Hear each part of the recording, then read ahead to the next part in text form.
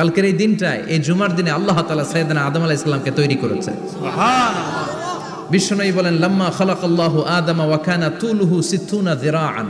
আল্লাহ তাআলা যখন আদম আলাইহিস সালামকে তৈরি করলেন 60 হাত লম্বা করে তৈরি করলেন। সুবহানাল্লাহ। আর আমরাও যারা জান্নাতে ঢুকবো আমাদের আকৃতি থাকবে 60 হাত লম্বা। মজা করে সুবহানাল্লাহ পড়তে পারলেন না? আল্লাহ সাইয়েদনা আদমকে তৈরি করলেন এই জুমার দিনে। আবার সাইয়েদনা আদম আলাইহিস সালামকে পৃথিবীর বুকে তিনি পাঠিয়ে দিয়েছিলেন এই জুমার দিনে। সুবহানাল্লাহ। কুল নাহবিতু মিনহা জামিআ, ও আদম, go down with your wife, তোমার স্ত্রী হাওয়াকে নিয়ে পৃথিবীতে নামো। সাইয়েদনা আদম আলাইহিস সালামকে আল্লাহ তাআলা পাঠিয়েছিলেন শ্রীলঙ্কার একটা পাহাড়ে, অ্যাডামস পিক। ওখানে ঐতিহাসিকভাবে প্রমাণিত, এটা হাদিসে নেই, কুতুবুত তারিখে এসেছে। শ্রীলঙ্কা একটা পাহাড় আছে, কলম্বো থেকে অনেক দূর। ওই পাহাড়ের চূড়ায় সাইয়েদনা আদম আলাইহিস সালামের ফুটপ্রিন্ট আছে। ফুটপ্রিন্ট মানে পায়ের ছাপ। সুবহানাল্লাহ পড়ো। সুবহানাল্লাহ। তো যেদিন আদম আলাইহিস সালামকে আল্লাহ ওখানে পাঠিয়ে দিয়েছিলেন, ওই দিনটা ছিল জুমার দিন। সুবহানাল্লাহ নাই? সুবহানাল্লাহ। সুবহানাল্লাহ বাড়িতে যায় বলেন, সুবহানাল্লাহ। চিল্লায় পড়েন আল্লাহু আকবার। এরপরে সাইয়েদনা আদমকে পাঠানো হলো শ্রীলঙ্কায়। সাইয়্যিদাতুনা হাওয়া আলাইহিস সালামকে পাঠিয়ে দেয়া হলো সৌদি আরবের জেদ্দা শহরে। আরবিতে জেদ্দা বা জাদ্দা মানে দাদি। জেদ্দাতুন বা জাদ্দাতুন মানে কি? দাদি। হাওয়া আলাইহিস সালাম আমাদের সবার দাদি, ঠিক কিনা? ওনার নামে এই শহরের নাম। বছরের পর বছর সাইয়েদনা আদম আলাইহিস সালাম এবং হাওয়া আলাইহিস সালাম আল্লাহর কাছে ক্ষমা চাইলেন, আল্লাহ ভুল করে নিষিদ্ধ গাছের ফল খেয়েছি, তুমি মাফ করে দাও। আল্লাহ বললেন, আদম, কয়েকটা কালিমা শিখিয়ে দেব, এই কালিমাগুলো পড়ে আমার কাছে দোয়া করো, আমি কবুল করে নিব। আল্লাহু আকবার। আল্লাহু আকবার। আল্লাহ শিখিয়ে দিলেন আর বললেন, আদম পড়ো, রাব্বানা যালামনা আনফুসানা ওয়া ইল্লাম তাগফির লানা ওয়া তারহামনা লানাকুনান্না মিনাল খাসিরিন। ও আল্লাহ, জুলুম করেছি নাফসের উপর, ভুল করেছি, অন্যায় করেছি, আপনি যদি ক্ষমা না করে দেন আমরা শেষ হয়ে যাব, আমরা হালাক হয়ে যাব, ক্ষতিগ্রস্তদের মধ্যে শামিল হয়ে যাব, ঠিক কিনা? আল্লাহ সাইয়েদনা আদম আলাইহিস সালামের তওবা কবুল করলেন। ওনার কাজ হচ্ছে তওবা কবুল করা, আমাদের কাজ গুনাহ করা, শয়তানের কাজ ওয়াসওয়াসা দেওয়া, আল্লাহর কাজ খালি মাফ করা। সুবহানাল্লাহ। সুবহানাল্লাহ পড়বেন না? তাকাব্বালাল্লাহু তাওবাতা আদম ফি ইয়াউমিল জুমআ। আল্লাহ যেদিন আদম আলাইহিস সালামের তাওবা যে কবুল করছেন, ঘোষণা দিয়েছেন, এই ঘোষণাটা ছিল জুমার দিনের ঘোষণা। আবার সাইয়েদনা আদমকে যেদিন রূহ কবজ করে আবার নিয়ে যাওয়া হয়, ওই দিনটাও ছিল জুমার দিন। পড়েন সুবহানাল্লাহ। যেই দিন পৃথিবীর প্রথম মানব, প্রথম নবীর রূহ মালাকুল মাউত দুনিয়ায় এসে কবজ করেছে, ওই দিনটাও ছিল জুমাবার। সুবহানাল্লাহ। আল্লাহু আকবার। আবার বিশ্বনবী বললেন, লা তাকুমুস সাআহ ইল্লা ফি ইয়াউমিল জুমআহ ইযা যুলজিলাতিল আরদু জিলজালাহা ওয়া আখরাজাতিল আরদু আসকালাহা ইযা রুজ্জাতিল আরদু রাজ্জান ওয়া বুসাতিল জিবালু বাসসা। কিয়ামতের দিন পৃথিবীটাকে একটা প্রকম্পন দিয়ে কাঁপিয়ে দিবে কে? মারাত্মক একটা ঝাঁকুনি দিবে আল্লাহ, পুরো পৃথিবীটা কেঁপে ভেঙে চুরে খান খান হয়ে যাবে। এই ঝাঁকুনি আর আর্থকোয়েক, ভূমিকম্প এর ঘটনাটা যেদিন ঘটবে, ওই দিনটাও হচ্ছে জুমার দিন। চিৎকার করে পড়েন সুবহানাল্লাহ। তার মানে আদম সৃষ্টি হলো জুমার দিনে, দুনিয়ায় নামিয়ে দেয়া হলো জুমার দিনে, তওবা কবুল করে নেওয়া হলো জুমার দিনে, রূহ কবজ করা হলো জুমার দিনে, আবার কিয়ামত সংগঠিত হবে জুমার দিনে। পড়েন সুবহানাল্লাহ। আবার বিশ্বনবী বললেন, আর রমাদান ইলা রমাদান, এক রমজান থেকে আরেক রমজানের মাঝখানে যত গুনাহ হয় মাফ করে কে? আল্লাহ। তারপরে বিশ্বনবী বললেন, আল উমরাতু ইলাল উমরাহ, কেউ যদি একবার উমরা করে পরে আবার করলে 2 উমরার মাঝখানে গুনাহগুলো মাফ করে দেয় কে? আল্লাহ। আবার বিশ্বনবী বললেন, আল জুমআতু ইলাল জুমআ কাফফারাতুন লিমা বাইনাহুমা, এক জুমার পর থেকে সামনের জুমা আসা পর্যন্ত যে সগীরা গুনাহগুলো হয়, সবগুলো সগীরা গুনাহ মাফ করে দেয় কে? রজব শাবানে বরকতে দাও, রমজান মাসে গুনাহ ঝড়াও, সপ্তাহ জুড়ে তুমি বরকতে দাও, জুমার দিনেতে গুনাহ ঝড়াও, রজব শাবানে বরকতে দাও, রমজান মাসে গুনাহ ঝড়াও, ঠিক কি না? তার মানে জুমার দিন গুনাহ মাফের দিন। সারা সপ্তাহে ভুল ত্রুটি অন্যায় যা করলাম জুমার নামাজের বদৌলতে সব গুনাহ মাফ করে দেয় কে? এই দামি দিনটাকে আল্লাহ ইহুদিদের দিতে চেয়েছিলেন, পায় নাই। আলহামদুলিল্লাহ কইবেন না? আলহামদুলিল্লাহ। ইখতিলাফু, তারা ইখতিলাফ করে হারাইছে এটা। এই দামি দিনটা রব্বুল আলামিন নাসারাদেরকে দিতে চেয়েছিলেন, ফাখতালাফু, ওরাও ইখতিলাফ করে হারাইছে। এজন্য ইখতিলাফ ভালো জিনিস না খারাপ জিনিস? মারামারি ভালো জিনিস না খারাপ জিনিস? আর ঐক্য করা ভালো জিনিস না খারাপ জিনিস? ঐক্য করতে রাজি আছেন? ইহুদিদেরকে আল্লাহ দিতে চাইলেন, ইখতিলাফ করে হারাইছে। নাসারারাও হারাইছে। ফাজা আল্লাহু বিনা ফাহাদানা বিহাদাদ দ্বীন। রব্বুল আলামিন এই দিনটা আমাদেরকে দিলেন, আমরা ইখতিলাফ করি নাই, বিশ্বনবীর হাতে হাত রেখে ঐক্য করে ঘোষণা দিয়েছি জুমার দিন আমাদের সাপ্তাহিক দিন। সুবহানাল্লাহ। বিশ্বনবী বলেন ফাগাদান লিল ইয়াহুদ, সাপ্তাহিক আনন্দের দিন ইহুদিদের জন্য হচ্ছে শনিবার, ইয়ামুস সাবত, ও বাদা গাদ লিন নাসারা, আর খ্রিস্টানদের জন্য হচ্ছে রবিবার, আর আমাদের জন্য হচ্ছে শুক্রবার। চিল্লায় পড়েন আল্লাহু আকবার। তার মানে জুমার দিন, জুমাবারের মর্যাদা বেশি না কম? চিল্লায় বলেন বেশি না কম?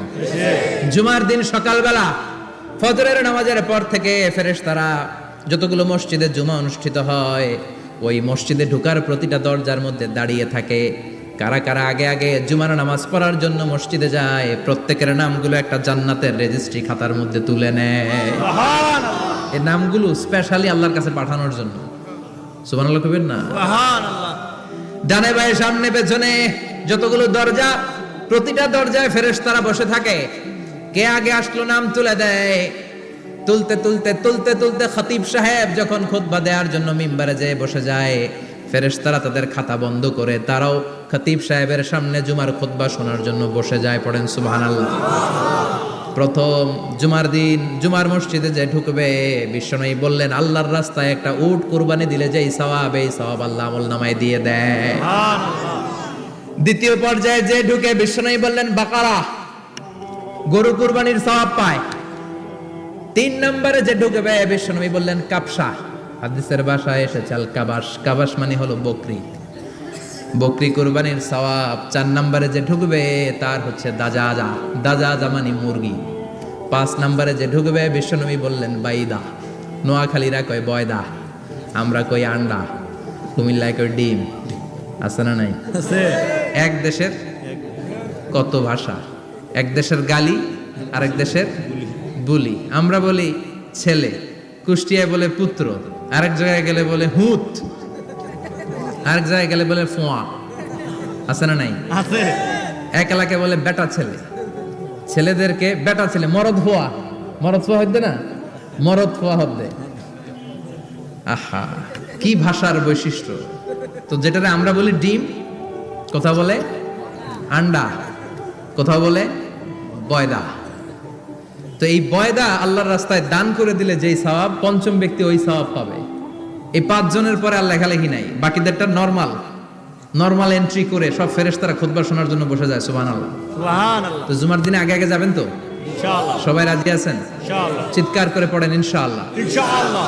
আলহামদুলিল্লাহ, আমরা এই জুমার দিনটাকে রাষ্ট্রীয় ছুটির দিন হিসেবে পেয়েছি, পাইছি না? 1984 সালে হুসাইন মোহাম্মদ এরশাদ সাহেব এই ভালো কাজ করছিলেন। উনি সব করছে জীবনে, স্বৈরাচারীও করছে, ভালো কাজও করছে। ঠিক। তো খারাপটা আর আমরা না বলি, যেটা ভালো এটাই বলি। ঠিক। উনার কারণে আজ অবধি এই 84 থেকে আজ 34 বছর বাংলাদেশের রাষ্ট্রীয়ভাবে সাপ্তাহিক ছুটির দিন কোনটা? আলহামদুলিল্লাহ কইবেন না? এই উসিলায় আল্লাহ ওনারে মাফ করুক। পৃথিবীর অনেক দেশে কিন্তু শুক্রবার ছুটির দিন না। আমি বছরের বেশিরভাগ সময় মালয়েশিয়াতে থাকি। মালয়েশিয়ার সাপ্তাহিক ছুটির দিন রবিবার। খ্রিস্টানদের সাথে অনেক বিজনেস তাদের মেনটেন করতে হয়, তো তারা যদি শুক্রবারে ছুটির দিন করে তাহলে সপ্তাহে 2 দিন ব্যবসা বাণিজ্য কাটা পড়ে যায়। নিজেদের কারণে শুক্রবার বন্ধ, যাদের সাথে বিজনেস ওদের কারণে রবিবার বন্ধ। আমরা আলহামদুলিল্লাহ আল্লাহর দেয়ায় পবিত্র দিনটাতে পেয়েছি জুমাবার। আলহামদুলিল্লাহ পড়েন আলহামদুলিল্লাহ। এজন্য বিশ্বনবী বললেন খবরদার এদিনের নামাজ মিস করো না। মান তারাকা সালাসা জুমাইন তাহাউনান, গাফলতি করে টানা 3টা জুমা যে এই ব্যক্তি মিস করলো, তাবা আল্লাহু ফি কলবিহি, রব্বুল আলামিন ওই লোকটার অন্তরের মধ্যে মোহর মেরে দেয়। ওয়া কুতিবা ফি জুমরাতিল মুনাফিকিন, মুনাফিকদের খাতায় তার নাম তুলে দেয়। 3টা জুমা যদি কেউ মিস করে 2টা পানিশমেন্ট। এক হচ্ছে তবে আল্লাহ ফি কলবি, আল্লাহ অন্তরে মোহর মেরে দেয়। ভালো কথা ভাল লাগে না, নামাজ ভাল লাগে না, আজান ভাল লাগে না, ইসলাম ভাল লাগে না, শুধু মৌজ মাস্তি ভাল লাগে, গান বাজনা ভাল লাগে, এরকম আছে না নাই? জুমার নামাজে যায় না। আরেকটা হলো কুতিবা মিনাল মুনাফিকিন, মুনাফিকদের খাতায় নাম তুলে দেয়। আল্লাহ হেফাজত করো। আরো জোরে পড়েন আমিন। আমিন। জুমার দিন আগে আগে মসজিদে আসবেন ইনশাআল্লাহ। সবাই রাজি? ইনশাআল্লাহ। আসেন, আল্লাহ জুমার ব্যাপারে কি ওয়াজ আমাদেরকে করলেন আমরা শুনি। শুনতে রাজি? আল্লাহ বললেন ইয়া আইয়ুহাল্লাযীনা আমানু ইযা নুদিয়া লিস-সালাতি মিন ইয়াউমিল জুমআতি ফাসআউ ইলা যিকরিল্লাহি ওয়া যারুল বাই', যালিকুম খায়রুল লাকুম ইন কুনতুম তা'লামুন। পড়েন না আল্লাহু আকবার। আল্লাহ বললেন ও আমার মুমিন বান্দারা শোনো শোনো। আপনাদেরকে অ্যাড্রেস করে আল্লাহ বলছেন ও আমার মুমিন বান্দারা শোনো, ইযা নুদিয়া লিস-সালাতি মিন ইয়াউমিল জুমআ, জুমার নামাজের আযান যখন দেয়া হয়, ফাসআউ ইলা যিকরিল্লাহ, আল্লাহর স্মরণে তোমরা ধাবিত হও। ওয়া যারুল বাই', কেনা বেচা বন্ধ করে দাও। যালিকুম খায়রুল লাকুম ইন কুনতুম তা'লামুন, এটাই তোমাদের জন্য কল্যাণ যদি তোমরা বুঝতে পারো। জুমার নামাজের আযান যখন হয়, ফাসআউ ইলা যিকরিল্লাহ, আল্লাহর স্মরণে তোমরা বের হয়ে যাও। আল্লাহু আকবার। ফাসআউ ইলা যিকরিল্লাহ ইযা নুদিয়া লিস-সালামি ইয়াউমিল জুমআ, জুমার নামাজের আযান যখন দেয়া হয় বের হয়ে যাও, তখন কোনো কাজ রাখা যাবে না। এই আযান দ্বারা উদ্দেশ্য হচ্ছে খতিব সাহেব খুতবা দেওয়ার জন্য মিম্বারে বসলে যে আযানটা দেয়া হয়, এই আযান। কথা বুঝতে পেরেছেন?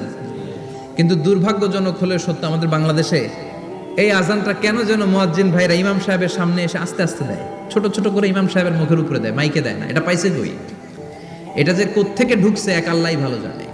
আজান মানে অ্যানাউন্সমেন্ট। আজান মানে কি? কথা বলেন। অ্যানাউন্সমেন্ট কি জোরে হবে না আস্তে? তো সব আজান মাইকে এত সাউন্ড করে, এই আজানটা ইমাম সাহেবের মুখের সামনে এসে ছোট ছোট করে কেন দেয়? এটার কোনো দলিল আছে বলে আমার জানা নাই। এই আজানটা মাইকে হতে হবে। আমি পৃথিবীর যত দেশ ঘুরেছি, অনেক বড় বড় মসজিদে আমি জুমার সালাত করেছি, সব জায়গায় মক্কাতুল মুকাররমা সহ মসজিদে নববী সহ সব জায়গায় খতিব সাহেব জুমার মিম্বারে বসার পরে যে আজানটা দেয়া হয়, এটা অন্যান্য আজানের মতো মাইকে দেয়া হয়।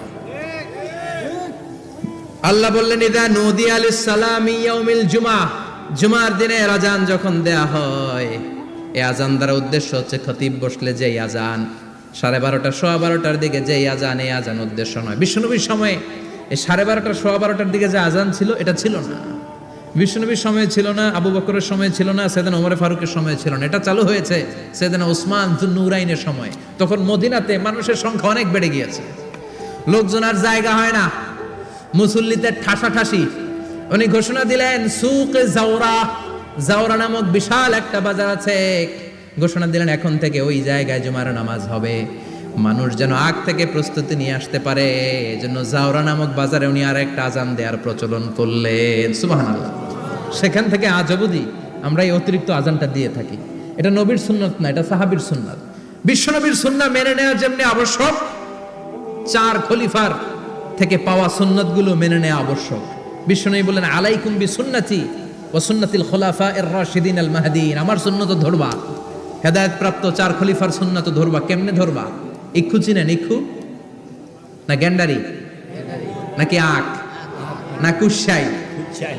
হ্যাঁ, আখ। কাঁচা আখ খায় কি করে? এই সামনের দাঁত দিয়ে ভাঙে না? সামনের দাঁত দিয়ে বলে ভাঙে, চাপার দাঁত দিয়ে, এই জায়গার দাঁত দিয়ে শক্ত করে ধরতে হয়। বিশ্বনবী বললেন আব্দু আলাইহা বিন নওয়াজিজ, আমার সুন্নত আর সাহাবীদের সুন্নতকে চাপার দাঁত দিয়ে আঁকড়ে ধরো, যাতে ছুটে না যায়। চিল্লায় পড়েন আল্লাহু আকবার। এটা সাইয়েদনা উসমানের সুন্নাত। বিশ্বনবী বললেন ইযা নুদিয়া লিস-সালাহ মিন ইয়াউমিল জুমআতি ফাসআউ ইলা যিকরিল্লাহ, জুমার দিনে আযান যখন দেয়া হয়, ফাসআউ ইলা যিকরিল্লাহ, আল্লাহর স্মরণের দিকে ধাবিত হও। দেরি করো না। দেরি করা যাবে না। আযান হইলে কোনো কাজ রাখবেন? কোনো ব্যস্ততা থাকবে? কাজ একটাই, জুমার নামাজ। চিল্লায় বলেন কাজ একটাই, সেটা কি? জুমার নামাজ। আল্লাহ বললেন ফাসআউ, ফাসআউ এর শাব্দিক অর্থ হচ্ছে দৌড়াও। আসলে কি? তো এই দৌড়াও দিয়ে আসলে দৌড়াও বোঝানো হয়নি, এটা দ্বারা বোঝানো হয়েছে আল মুবাদারা ওয়াল ইহতিমাম, ইম্পর্টেন্স দেয়া, এমফাসাইজ করা, গুরুত্বের সাথে আগে আগে প্রস্তুতি নাও। ফাসাও দ্বারা দৌড়ানো বোঝানো হয়নি, প্রমাণ কি? কারণ বিশ্বনবী দৌড়ে দৌড়ে নামাজে যেতে নিষেধ করেছেন। বিশ্বনবী বলেছেন ইদা উকিমাতিস সালাহ, মনোযোগ দিয়ে শুনেন, ইদা উকিমাতিস সালাতু ফালা তাতুহা তাসআউন ওয়া আতুহা তামশুন আলাইকুম বিসাকিনাহ ফামা আদরাকতুম ফাসাল্লু ওয়া মা ফাতাকুম ফাতিম্মু। যখন নামাজ শুরু হয়ে যায় দৌড়ে দৌড়ে যাবে না, তামশুন হেঁটে হেঁটে যাও, আলাইকুম বিসাকিনা ধীরে ধীরে যাও, ফামা আদরাকতুম ফাসাল্লু ইমাম সাহেবের সাথে যে যত রাকাত পাবা পড়বা, ওয়া মা ফাতাকুম ফাতিম্মু যেটা ছুটে যায় নিজে নিজে পড়ো, কবুল করে নেবে কে? আল্লাহ। কিন্তু দৌড়ে যায় নামাজ ধরা যাবে? খবরদার, ধীরস্থির ভাবে যাবেন। হাঁটার মধ্যে একটা গুরুত্ব দিয়ে তাড়াতাড়ি ধরতে চাবেন, কিন্তু দৌড়ে যাওয়া যাবে? নিষেধ করেছেন। অনেক মুসল্লিরা এটা করে। ধরেন মাগরিবের নামাজ, অজুখানাতে মুসল্লিরা অজু করতেছে, ইমাম সাহেব নামাজ শুরু করেছেন আল কারিআতু মাল কারিআ ওয়া মা আদরাকা মাল কারিআ, মুখস্থ আছে না সবার? মুসল্লি মনে করতেছে অজু হয়েছে আমার অর্ধেক, এখন যদি তাড়াতাড়ি অজু না করে দৌড় না দেই রাকাত পাওয়া যাবে? রাকাত পাওয়ার জন্য দিছে দৌড়। মসজিদে হচ্ছে টাইলসের মসজিদ, পিছলায় পয়রা মুসল্লি একদিকে, লুঙ্গি আরেকদিকে। আছে না নাই? আমার কাছে খবর আছে এরকম পা ভাঙছে অনেকের। রাকাত ধরার জন্য মুসল্লি তাড়াহুড়ো করে দিছে দৌড়, মুসল্লি একদিকে লুঙ্গি, ঠ্যাং ভাঙ্গা শেষ, এখন ল্যাংড়া। বিশ্বনবীর কথা মানে নাই, ওটারে ল্যাংড়া বানাইছে কে? আল্লাহ। এজন্য বিশ্বনবী বললেন খবরদার দৌড়ে যাবে না, একামত হয়ে গেলে ধীরস্থির ভাবে যাও। কেননা দৌড়ে দৌড়ে আপনি কার দরবারে যাবেন? উনি তো সব রাজার বড় রাজা, মহারাজা। মহারাজার দরবারে তাড়াহুড়ো করা যায় নাকি? না। ফিট হয়ে কাপড় চোপড় পরে আতর টাতর মেখে ধীরস্থির ভাবে যাবেন। দৌড়ে গেলে আপনার হার্টবিট বেড়ে যাবে, আপনার ব্রেথ ইন ব্রেথ আউট, শ্বাস প্রশ্বাস বেড়ে যাবে। তো হাঁপানির চোটে তো আপনি হাঁপাতে থাকবেন। আপনি তাহিয়া পড়বেন কখন, তাসবিহ পড়বেন কখন, আল্লাহর প্রশংসা করবেন কখন? চিল্লা এখন ঠিক কিনা? এজন্য আল্লাহ বললেন ফাসাউ ইলা যিকরিল্লাহ, জুমার নামাজের আযান যখন হয়ে যায় তোমরা আল্লাহর জিকিরের দিকে ধাবিত হও। যিকরিল্লাহ, আল্লাহর স্মরণ। জিকির মানে কি? আল্লাহর স্মরণ। কিন্তু এই জিকির দ্বারা এই আয়াতের উদ্দেশ্য হচ্ছে আল খুতবাতাইন, জুমার দুই খুতবা। জুমার জিকিরের অনেক অর্থ আছে। জিকির মানে সালাত, জিকির মানে কোরআন, জিকির মানে ওয়াজ, জিকির মানে সম্মান। আবার জিকির মানে জুমার দুই খুতবা। আবার জিকির মানে সুবহানাল্লাহ, আলহামদুলিল্লাহ, লা ইলাহা ইল্লাল্লাহ, সুবহানাল্লাহ, আলহামদুলিল্লাহ, লা ইলাহা ইল্লাল্লাহ, লা ইলাহা ইল্লাল্লাহু মুহাম্মাদুর রাসূলুল্লাহ সাল্লাল্লাহু। এটাও জিকির। সুবহানাল্লাহ, আলহামদুলিল্লাহ, আল্লাহু আকবার। এই তিন জিকিরের চেয়ে শ্রেষ্ঠ কোনো জিকির আছে? কথা কন। বিশ্বনবী প্রত্যেক ফরজ নামাজের পরে সুবহানাল্লাহ 33 বার, আলহামদুলিল্লাহ 33 বার, আল্লাহু আকবার 34 বার পড়তেন। রাজি আছেন? সবাই পড়তে রাজি আছেন? ইনশাআল্লাহ। লাফালাফি করবেন না তো? ঘাড় বাঁকা করবেন না তো? হুই হুই করে চিল্লাফাল্লা করা যাবে? জিকিরের মধ্যে সৌন্দর্য আছে না নাই? আল্লাহ নিজেও সুন্দর। আল্লাহর কাছে যেটা আমরা পেশ করব সবটাই সুন্দরভাবে পেশ করতে হয়। চিল্লা এখন ঠিক কিনা? তার মানে জিকিরের অনেক অর্থ। জিকিরের এক অর্থ হলো কোরআন। জিকিরের এক অর্থ কি? কোরআন। আপনি যখন কোরআন পড়েন তখন জিকির করেন কার? আল্লাহ। কথা বলেন। আবার আপনি যখন নামাজ পড়েন জিকির করেন কার? আবার আপনি যখন লা ইলাহা ইল্লাল্লাহ এটা পড়েন জিকির করেন কার? ঝিনুকের ভেতর লুকিয়ে থাকে যেমন মতি, ঝিনুকের ভেতর লুকিয়ে থাকে যেমন মতি, কালমা শাহাদাতে আছে আল্লাহর জ্যোতি, কালমা শাহাদাতে আছে আল্লাহর জ্যোতি। পড়েন সুবহানাল্লাহ। সুবহানাল্লাহ। এই লা ইলাহা ইল্লাল্লাহ সবচেয়ে শ্রেষ্ঠ জিকির। সাইয়েদনা মুসা আলাইহিস সালাম আল্লাহরে বললেন, আল্লাহ আল্লিমনি যিকরান, আপনি আমার এমন একটা জিকির শিখাইয়া দেন, লা ইয়ালামুহা ইল্লা আনতা ওয়া আনা, যে জিকিরটার শব্দ আপনি আর আমি ছাড়া কেউ জানবে না। সুবহানাল্লাহ।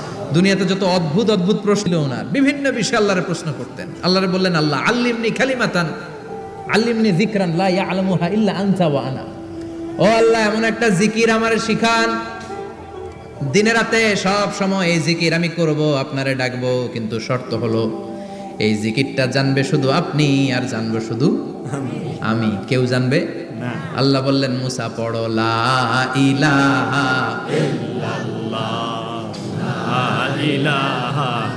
লা ইলাহা ইল্লাল্লাহু মুহাম্মাদুর রাসূলুল্লাহ সাল্লাল্লাহু। আল্লাহ বললেন মুসা পড়ো লা ইলাহা ইল্লাল্লাহ। মুসা আলাইহিস সালাম কয় মাবুদ এটা তো জাতীয় জিকির, সবাই জানে। জানেন জানে না লা ইলাহা ইল্লাল্লাহ এমন কেউ আছে? কথা কন, জানেন না আপনারা?